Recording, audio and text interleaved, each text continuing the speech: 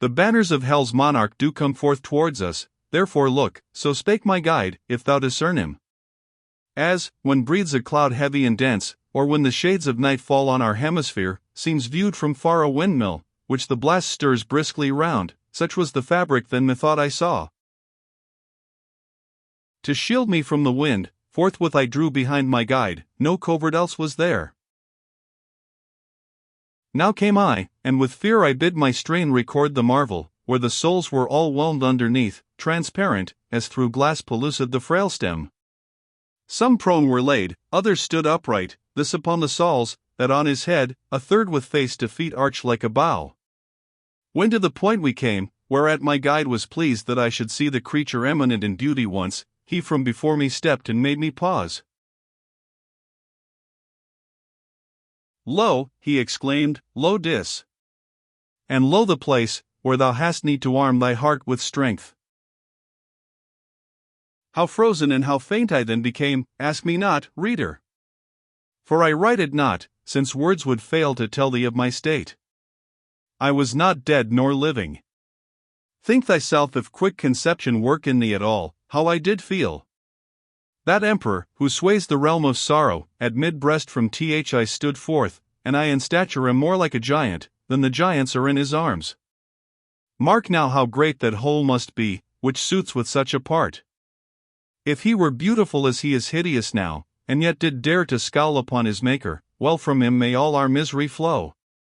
Oh, what a sight!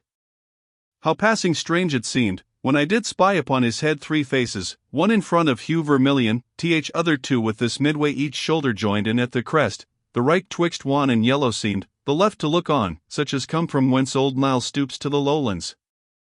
Under each shot forth 2 mighty wings, enormous as became a bird so vast. Sails never such I saw outstretched on the wide sea.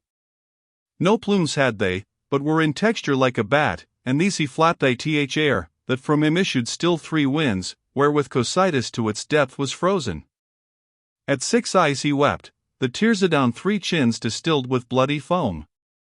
At every mouth his teeth a sinner champed brewest as with pondrouse engine, so that 3 were in this guise tormented.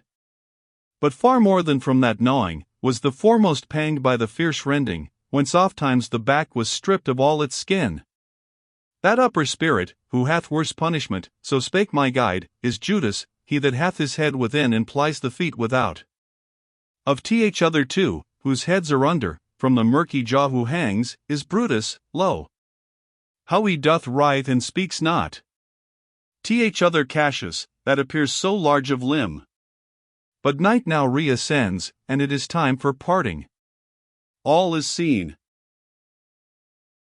I clipped him round the neck, for so he bade, and noting time and place, he, when the wings enough were opt, caught fast the shaggy sides, and down from pile to pile descending stepped between the thick fell and the jagged ice.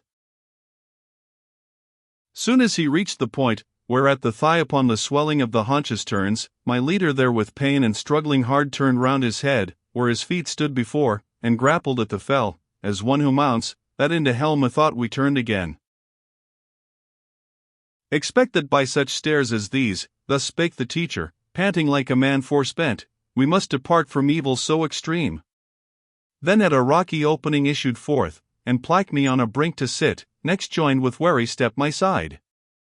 I riced mine eyes, believing that I Lucifer should see where he was lately left, but saw him now with legs held upward.